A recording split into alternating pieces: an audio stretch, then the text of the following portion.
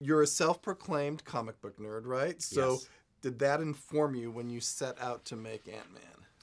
It absolutely informed it. I grew up devouring Marvel comics. I spent a large portion of my childhood alone in my room reading comics. It was a big deal to me. And when you read comics like that, you start to develop a personal relationship with these characters. So I came into Ant-Man with definite ideas about Hank Pym and about Scott Lang and kind of what I, as a fan, wanted to see in the movie. The word devour Yeah. gave me a great visual of you as a 6-year-old. Oh yeah. No. I was. I knew, like, on Tuesdays and Fridays, that's when the comic books came in, and I would have my dad drive me to the newsstand, and here's the titles I wanted. I was pretty obsessive. You're doing the job you're supposed to be doing in life. I think that's right. Yeah. I think that's great. Okay, the film has this great cast. How did you work together to bring? How did you work together, and then what did you do to bring their roles kind of together?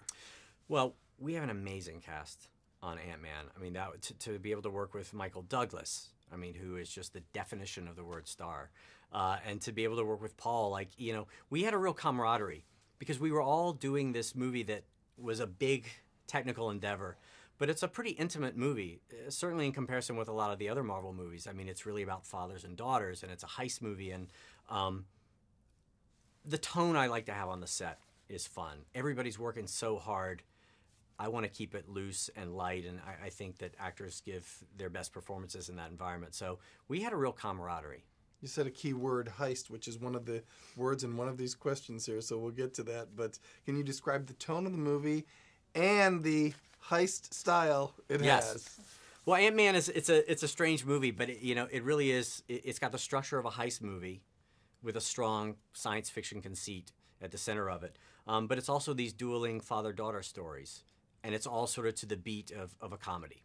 So that's really the best I can do to describe the tone of the movie. It's really, I wanted it to be tight and taut and really fun. You know, heist movies, I love the rhythm of heist movies. There's a kinetic quality to heist movies, and I wanted to start with a little bit of a slow burn, and then when it takes off, it just moves. Every single person involved in this movie has put so much thought into what he or she is doing. It's so nice to hear.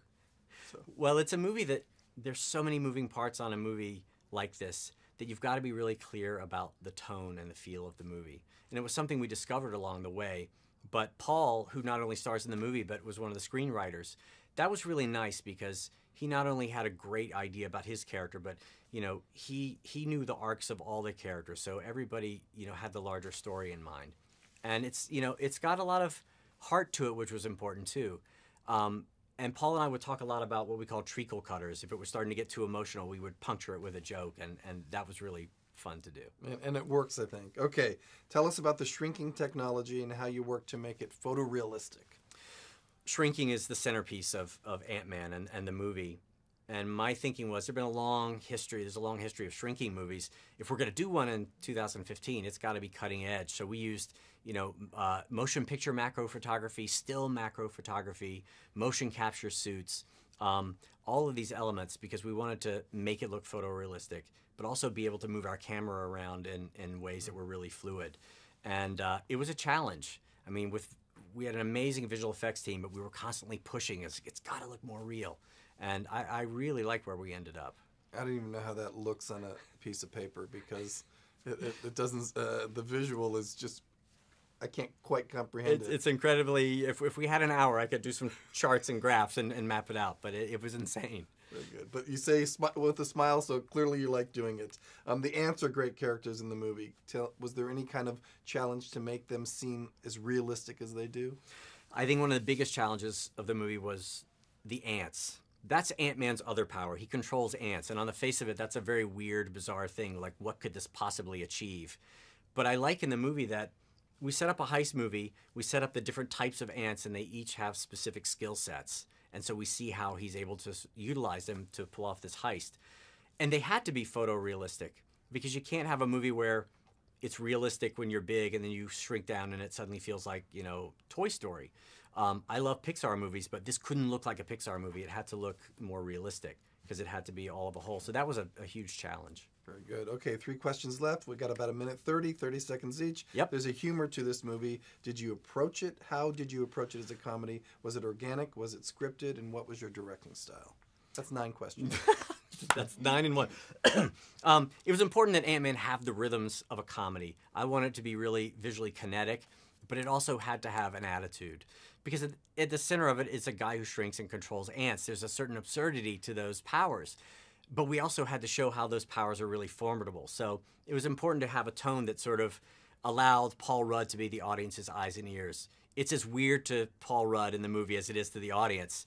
And he's your way in. I love that idea that he sort of reacts in the way that an audience would react to these situations. Somehow you answer that all. I don't know how. How do you rate the experience of making your first Marvel film? I loved working at Marvel, and I'll tell you why. I've wanted to do this type of movie for a long time, and I was really thrilled to discover how fluid the process is. That you could come in with some crazy idea on a Monday, and they'd be like, that's weird and different. We haven't done that. And by Tuesday, you'd be sitting with a storyboard artist, and by Wednesday or Thursday, you'd have some, previs for it. It works so quickly, and it's really liberating as a director. Wow. You found the right fit for yourself, I think. All right, last question here. When audiences sit down to see this film, if you could be there, what would you like to tell them before the movie starts? I would tell the audience, please turn off your cell phone. Don't talk during the theater. Just submit to the movie that's flashing across the screen and enjoy it and have a good time, because it's really it's just a fun movie. Everyone says that about their movie, right? Yeah, it's a fun ride. But we really I wanted this movie to be as tight and taut and fun as possible.